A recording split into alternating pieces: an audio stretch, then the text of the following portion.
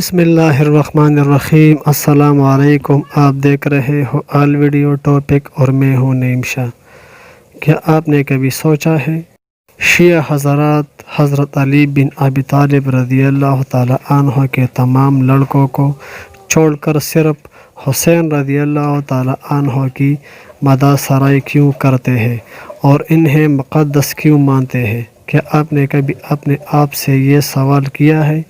کیا اس سے پہلے کبھی آپ کو اس بات پر تعجب ہوا ہے؟ ایسی حقیقت کا شاہ جانکاری جو آپ کو اور عالم اسلام کے بہت سے لوگ خصوص عرب کے شیعہ کو حیران و ششدر کر دے۔ اس اہم سوال کے جواب سے پہلے آئیے ہم حضرت علی بن ابی طالب رضی اللہ تعالی عنہ کے تمام بیٹوں کے بارے میں تھوڑی معلومات حاصل کر لیں۔ نمبر 1، حضرت حسن بن علی بن ابی طالب۔ نمبر 2، حضرت حسین بن علی بن ابی طالب۔ نمبر 3، حضرت محسن بن علی بن ابی طالب۔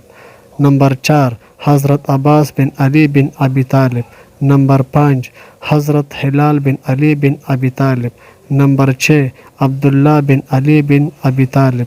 نمبر 7، جعفر بن علی بن ابی طالب۔ نمبر 8، عثمان بن علی بن ابی طالب۔ نمبر 9، عبداللہ بن علی بن ابی طالب۔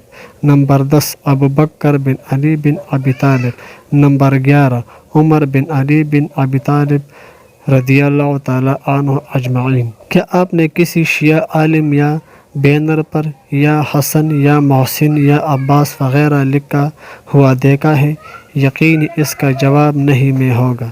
تو یا حسین فقط کیوں؟ فریاد اور مدد طلبی صرف حسین سے ہی کیوں؟ جبکہ قطعی طور پر معلوم ہے کہ حسن حسین کے سگے بھائی ہیں۔ دونوں کی ماں فاطمہ زہرا رضی اللہ تعالی عنہ اور باپ علی بن ابی طالب رضی اللہ تعالی عنہ اجمعین ہے۔ اے عرب اور عرب کے شیعہ حضرات، کیا آپ نے یہ سوال کبھی اپنے آپ سے کیا ہے؟ اس سوال کے جواب سے پہلے چونکانے والی بات جان لیجیے۔ کیا آپ جانتے ہیں کہ رافضی کے جو 12 امام ہیں سب کے سب حسین رضی اللہ تعالی عنہ کے نسل سے ہیں؟ شیعہ لوگ حسن رضی اللہ تعالی عنہ اور علی رضی اللہ تعالی عنہ کے باقی تمام بیٹوں کو چھوڑ کر صرف حسین رضی اللہ تعالی عنہ کو ہی مقدس مانتے ہیں، کیونکہ حسین رضی اللہ تعالی عنہ نے شاہنامہ نامی ایک ایرانی عورت سے شادی کی تھی جو کہ ایرانی بادشاہ یزدگرد کی بیٹی تھی۔ یہ اس وقت کی بات ہے جب ایرانی حکومت کے زوال کے بعد ان کے بادشاہ یزدگرد کو قتل کر کے مسلمان اس کے بیٹیوں کو قید کر لائے تھے۔ تو اس وقت کے خلیفہ حضرت عمر رضی اللہ تعالی عنہ نے کسری کے ایک بیٹی جس کا نام شہزانہ تھا، حضرت حسین رضی اللہ تعالی عنہ کو ہدیہ میں دے دیا تھا، جس سے حسین رضی اللہ تعالی عنہ نے شادی کر لی تھی۔ اس وجہ سے شیعہ لوگ حسین رضی اللہ تعالی عنہ اور ان کے 12 اماموں کو مقدس مانتے ہیں، کیونکہ یہ سب ائمہ اسی پارسی عورت شہزانہ کی نسل سے ہے، نہ کہ جیسا یہ لوگ دعویٰ کرتے ہیں کہ یہ نبی کریم صلی اللہ علیہ وآلہ وسلم کے اہل بیت سے محبت کرتے ہیں۔ پس صحیح بات یہ ہے کہ یہ لوگ کثیر کے آل بیت سے محبت کرتے ہیں جو ان تمام 12 اماموں کا نانا ہے، اور یہ سب اپنی اسی پارسی ماں سے ہیں۔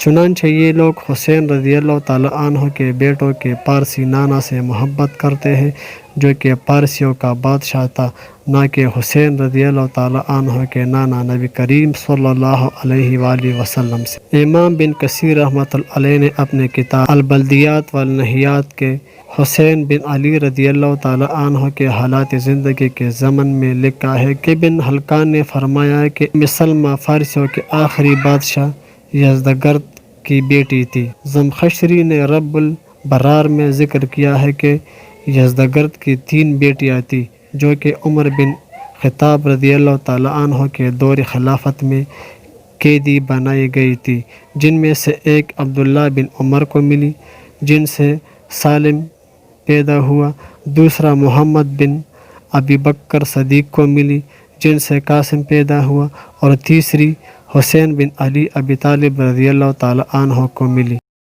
جن سے علی زین العابدین بن حسین پیدا ہوئے۔